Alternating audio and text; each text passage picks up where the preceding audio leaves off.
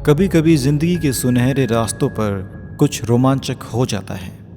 जिंदगी का सफ़र सुहाना हो जाता है, पर किस्मत में अगर रंज निकले तो सफ़र हताश कर देता है। इस सफ़र की कहानी दो लड़कियों की है, रंजिता और मिहिका। दो सहेलियां आपस में पक्की सहेलियां थीं। इन दोनों का अंदाज एक जैसा ही था।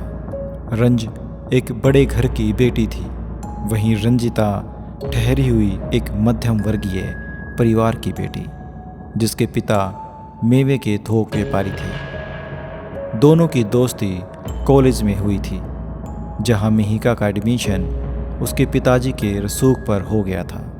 वहीं रंजिता, जो गरीब घराने की लड़की थी, मेहनत के बल पर उस कॉलेज में उसे एडमिशन मिल गया। दोनों की दोस्ती की पहली सीढ़ी बनी रैगिंग। दोनों को ही बकेट उठाकर सारे कॉलेज में मछली बेचने वाली की एक्टिंग करनी थी। तभी दोनों के आत्मसंयम ने सीनियर का दिल जीत लिया, क्योंकि उन्होंने अपना टास्क अच्छे से पूरा कर लिया था। दोनों क्लास में एक ही बेंच पर बैठती थी, अपनी ज़िंदगी को खुलकर जीती थी। मिहिका पैसों से और रंजिता अपनी तेज बुद्धि से। ऊपर से बला की खूबसूरती की मलिका थी रंजिता, जो देखे बस उसी का हो जाए। आज रंजिता मिहिका के घर पर बर्थडे पार्टी में गई थी। पहली बार उस रसूखदार परिवार में जाना उसे मन ही मन अपने आप को देखने पर मजबूर कर रहा था, क्योंकि एक मध्यम वर्गीय परिवार से वो लड़की थी, लेकिन कुछ था अपनी तरफ खींचे जा रहा था। रंजिता मिहिका की दोस्ती की खातिर ही उसके घर जाने के बारे में सोच पाई थी, वरना मिहिका की पारिवारिक स्थिति और पृष्ठभूमि नीचे ही लगती थी। जैसे ही ऑटो उसके बंगले के आगे रुका, पता नहीं क्यों अचानक उसे वो बंगला अजीब और रंग बदलता सा दिखाई दिया। वो वहीं स्तब्ध होकर खड़ी हो गई। पीछे से ऑटो वाले ने हॉर्न मारा, मैडम जी पैसे तो देकर जाओ। रंजिता हड़बड़ाते हुए अपने पर्स की तरफ देखती है, उसमें से पैसे निकालती हैं और उसे दे देती है। उसने मिहिका को फ़ोन किया। गेटकीपर बोला, मैडम आप अंदर जाइए। अंदर पहुंचते ही मिहिका ने उसका अच्छे से स्वागत किया। रंजिता ने इतना सुंदर घर कभी नहीं देखा था, इसलिए आज उसे ऐसा लग रहा था कि जैसे फिल्मों में देखा घर उसके सामने हो। घर का एक कोना अपनी सुंदरता प्रकट कर रहा था। तभी सारी लाइट ऑफ हो गई। एक लाइट का प्रकाश मिहिका के ऊपर गया। मिहिका की आंखों में आंसू भर आए। रंजिता ने पहली बार उसे इस तरह रोते देखा था, वो भी उसके जन्मदिवस पर। अगले ही पल तालियों की गड़गड़ाहट उसका ध्यान खींच रही थी। मिहिका ने केक काटा और अपने पापा को उसका एक टुकड़ा खिलाया। उसने मम्मी के हाथ से केक नहीं खाया। रंजिता समझ नहीं पाई कि आखिर माजरा क्या है। कुछ देर बाद रंजिता ने महसूस किया कि बहुत से व्यक्ति उसे कामुकता की नज़रों से देख रहे थे, पर वो जानती थी कि वो एक सार्वजनिक समारोह में आई है, और इस बात से उसे ज़्यादा डर नहीं लग रहा था, क्योंकि आखिर उसकी दोस्त मिहिका के घर थी वो। मगर एक साहब ने आकर उससे पूछा, क्या तुम मिहिका की दोस्त हो? उसने हाँ में सर हिला दिया और वो खाने की प्लेट में खाना सर्व करने लगी। उस इंसान ने उसके हाथ पर हाथ रख दिया, जिस हाथ में सर्विंग स्पून थी। उसने उस इंसान के ऊपर चीखने की कोशिश की, पर अगले ही पल एक सुंदर सा युवक उसके सामने आकर खड़ा हो गया था, जो उसकी उम्र का होगा। उसकी नज़रों में अपने लिए सम्मान और उस इंसान के लिए कठोर इशारा देख वो युवक उसे भा गया। ये कोई और नहीं, मिहिका का भाई था। मिहिका ने पीछे से आकर उसको कवर करने के लिए कहा था। मिहिका बोली, मैं माफ़ी चाहती हूँ रंजिता, दरअसल वो अंकल ऐसे ही हैं, तुम बुरा मत मानना, समझा करो। कुछ लोगों को हमें झेलना पड़ता है बिजनेस के लिए। तुम समझ सकती हूँ। वैसे ये मेरे बड़े भैया हैं, मेहुल भैया। और इतना कहकर मिहिका ने मेहुल भैया को गले से लगा लिया। रंजिता अब थोड़ी सी शांत हुई, लेकिन अगले ही पल उसे वहाँ की जगह फिर से खौफनाक लगने लगी और वो चक्कर खाकर वहीं बेहोश हो गई। चारों तरफ तपती रेत। कहकशा पीछे से एक आवाज़ सुनाई दी। वो पीछे मुड़ती है, पर उसके पैर तो गर्म रेत में मानो खोले जा रहे थे। अचानक से उसके मुड़ते ही जैसे उसके सर पर किसी ने हाथ रख दिया हो। वो चिल्लाई। रंजिता को अब होश आया तो वो एक कमरे में थी। उसके आसपास मिहिका, मेहुल और उसकी माँ खड़ी थी, जो उसे असमंजस की नज़रों से देख रही थी।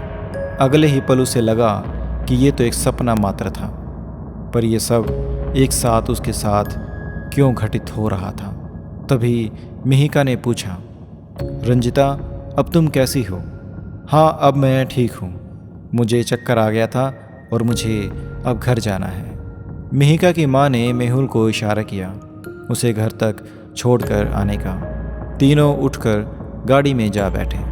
रंजिता पूरे रास्ते सिर्फ अपनी पिछली स्थिति जो उसने महसूस किया वो इसी के बारे में सोच रही थी। अब तक उसे कुछ समझ नहीं आ रहा था कि आखिर उसके साथ ये क्या हो रहा है। थोड़ी देर के बाद उसका घर आ जाता है। बस यही रोक दीजिए, रंजिता ने महल को इशारा किया। आज के इस रवैये को देखकर तो महिका को कुछ भी समझ नहीं आ रहा था। घर आकर वो जैसे ही कमरे में पहुंची, उसकी माँ वहीं पर आकर उससे कुछ पूछने लग जाती है। मिहिका ने कहा, सुनिए, आप केवल मेरे पापा की लाई गई एक वस्तु हैं। आप मेरी माँ नहीं हैं, ना ही कभी बन सकती हैं। आपको देखकर मुझे मेरा बचपन याद आ जाता है, जहाँ मेरी माँ मुझे अपनी गोद में सुलाती थी, और आपका मेरे पापा के साथ नज़दीकियाँ बढ़ाना, जिसकी वजह से न जाने मेरी माँ हम सबको छोड़ के कहाँ चली गई। इतना कहकर वो रो पड़ती है और अपनी माँ की एकमात्र तस्वीर, जिसे वो अक्सर छुपाकर किताबों के अंदर रखती थी। आज कितने दिनों के बाद माँ मैं तुमसे मिली, वरना पापा तो आपकी सूरत भी नहीं देखना चाहते हैं, ना ही इस घर में आपका नाम सुनना चाहते हैं। ऊपर से ये औरत एक ढोंग करती है सबके सामने मेरी माँ बनने का। ऐसा कहते हुए वो सो जाती है। अगले दिन दोनों सहेलियाँ कॉलेज में मिलती हैं, पर आज पहली बार ऐसा हो रहा है कि रंजिता को क्लास में जाने की जगह कॉलेज के लॉन में बैठने का मन हो रहा है। मिहिका उसकी उदासी समझते हुए उससे पूछती है कि यार, एक बात बता, तो कल की पार्टी में अचानक बेहोश कैसे हो गई? रंजिता उसे कल की परिस्थितियों से अवगत कराती है, ये जानते हुए कि शायद उसकी कही बातों का मजाक न बनाया जाए। और ऐसा हुआ भी। मिहिका जोर से हंसती है और पूछती हैं कि ऐसा तो सिर्फ फिल्मों में ही होता है, और तू मेरे घर को कोई हॉन्टेड हाउस बता रही है। रंजिता उसकी बात को बीच में ही रोक देती है और कहती है, मैं जानती थी कि मेरी कही गई बात का तुम मजाक उड़ाओगी, पर ये सच है। मिहिका ने उसकी बातों को मजाक में ले लिया, पर आने वाले तूफान से नावाकिफ थी अभी वो। रंजिता ने भी मौके की नजाकत को समझते हुए उससे एक अलग सवाल पूछा, कल की पार्टी में तुमने अपनी माँ के हाथों से केक क्यों नहीं खाया? मिहिका ने उस औरत का नाम माँ शब्द में सुनते ही रंजिता को घूर कर देखा और बोली बदलती आंखों से। हाँ, उसकी लाल आंखें देख 1 मिनट में न जाने कितनी बार रंजिता सहम गई। मिहिका बोली, वो औरत मेरी बेटी की माँ नहीं, बल्कि मेरी हत्यारन है। इतना सुनते ही रंजिता फिर से बेहोश होने लगी थी। उसने अपने पर्स में रखी दुर्गा चालीसा की पॉकेट डायरी को अपने हाथ में लिया और मिहिका को कसकर पकड़ लिया। अब वो समझ चुकी थी कि ज़रूर कोई ना कोई कहानी है या राज है जो उसे और मिहिका को आपस में इस कदर जोड़ रहा है। मिहिका के ऊपर से कोई साया गुजरता देख वो अब भी कांप रही थी, पर उसे आज ये सच पता लगाना था। मेहिका अब अपने असली रूप में वापस आ रही थी, इस बात से अनजान कि कुछ देर पहले उसने क्या कहा था रंजिता को। रंजिता ने हनुमान जी का नाम लेते हुए अपने आसपास 108 बार नाम की चौकी लगाई। आज उसकी माँ पिता की सीख काम आ रही थी कि जब भी डर लगे, कभी सुनसान जगह, तो भगवान हनुमान जी का नाम लेना और कहना कि हे प्रभु हमारी रक्षा करो। उसने बिना कोई पल गवाए उसने उसकी माँ के बारे में पूछा। अब मेहिका सिर्फ रोए चली जा रही थी और अपनी माँ की दास्तां सुना रही थी। ये बात लगभग 15 साल पुरानी है, जब वो 4 या 5 साल की रही होगी। वो लोग तब कोलकाता में रहा करते थे, जहाँ वो लोग इतने पैसे वाले नहीं थे जितने अब हैं। उसे याद है कि कैसे उसकी माँ उसे अपनी गोद में लेकर लोरी सुनाया करती थी, जो लोरी उस दिन पार्टी के बीच रंजिता ने सुनाई थी। उनका हंसता खेलता परिवार था, पर पापा को दिन रात बड़ा आदमी बनने का सपना था। माँ को दिन की नींद भी पूरी न करने देता, और इसी बीच पापा के कंपनी के मालिक की बेटी का उनके घर आना जाना बढ़ गया। वो थी उसकी सौतेली माँ, महकशा।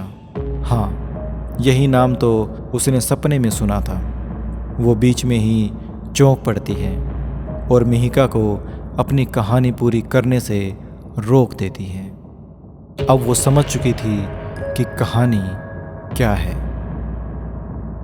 अगर आपको हमारी वीडियो अच्छी लगे तो आप हमारे YouTube चैनल को सब्सक्राइब ज़रूर कर दें और साथ में लाइक, शेयर और कमेंट भी अवश्य कर दें। धन्यवाद।